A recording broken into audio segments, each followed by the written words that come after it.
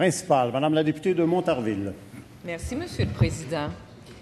On en apprend davantage ce matin sur le mécanisme de financement illégal au Parti libéral du Québec. On peut lire dans des documents de la Cour que c'est le Parti libéral lui-même qui aurait demandé des montants précis à plusieurs entreprises de génie pour obtenir d'elles du financement. Ce ne sont pas les firmes qui donnaient spontanément, c'est plutôt le Parti libéral qui leur passait des commandes, soit ramassé de l'argent récolté à l'aide de prête-noms, ce qui est totalement illégal. Selon le DGEQ, le Parti libéral a reçu plus de 7 millions de dollars entre 2006 et 2011 à l'aide d'un mécanisme illégal de prête-noms. Et on apprenait la semaine dernière qu'à elle seule, Dessau, par exemple, versait en dons illégaux 100 000 dollars par année au Parti libéral. C'est clair pour tout le monde qu'il y avait un stratagème de financement illégal au Parti libéral.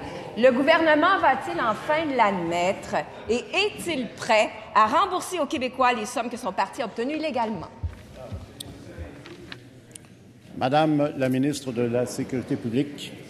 Oui, Monsieur le Président, vous savez, à chaque fois qu'il y a un article dans le journal qui parle de l'UPAC, je prends la peine de lire l'article du début jusqu'à la fin et d'analyser à peu près chacun des paragraphes. Et c'est ce que ma collègue devrait faire, parce que dans cet article-là, Monsieur le Président, c'est écrit aussi, d'autres dirigeants d'entreprise ont également été interrogés, mais l'UPAC a pris soin de caviarder leur nom, car l'enquête est encore en cours.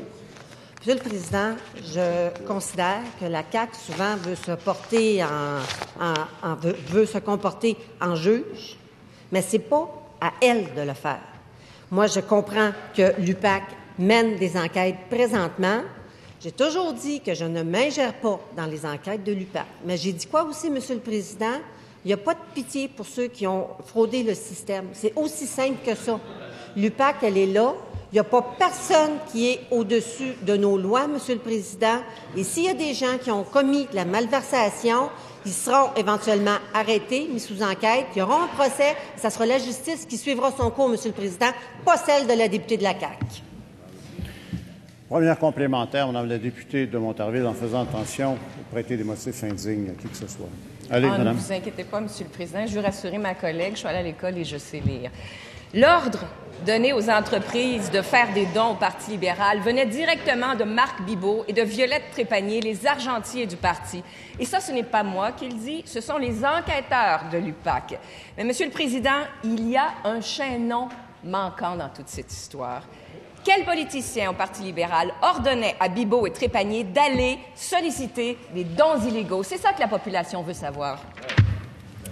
Madame la ministre de la Sécurité publique. Oui, Monsieur le Président, jamais je n'ai douté du fait que ma collègue sait lire. Je sais qu'elle écrit aussi d'avance ses questions et que peu importe ce que je vais lui répondre, elle va continuer de lire ce qui est écrit sur son papier. Monsieur le Président, la réponse est claire. L'UPAC mène présentement des enquêtes. On va laisser l'UPAC faire son travail. S'il y a lieu, il y aura des accusations.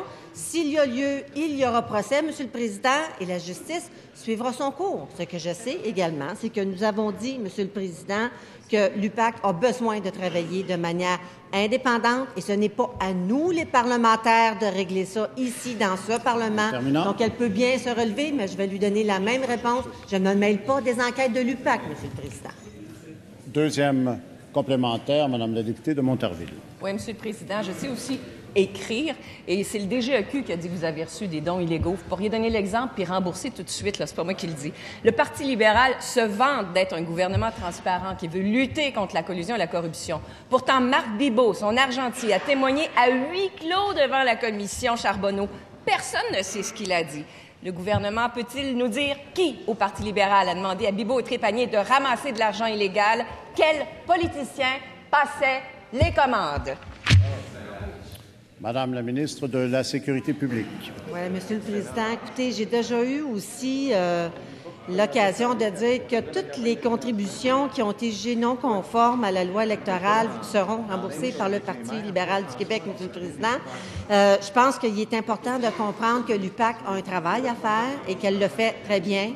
Je pense qu'il est important de comprendre aussi, Monsieur le Président... S'il vous plaît, J'aimerais entendre la réponse. J'ai bien entendu la question. Monsieur le leader du deuxième groupe d'opposition, Monsieur le chef. Monsieur le chef. J'ai bien entendu la question. C'est la réponse maintenant que j'aimerais entendre.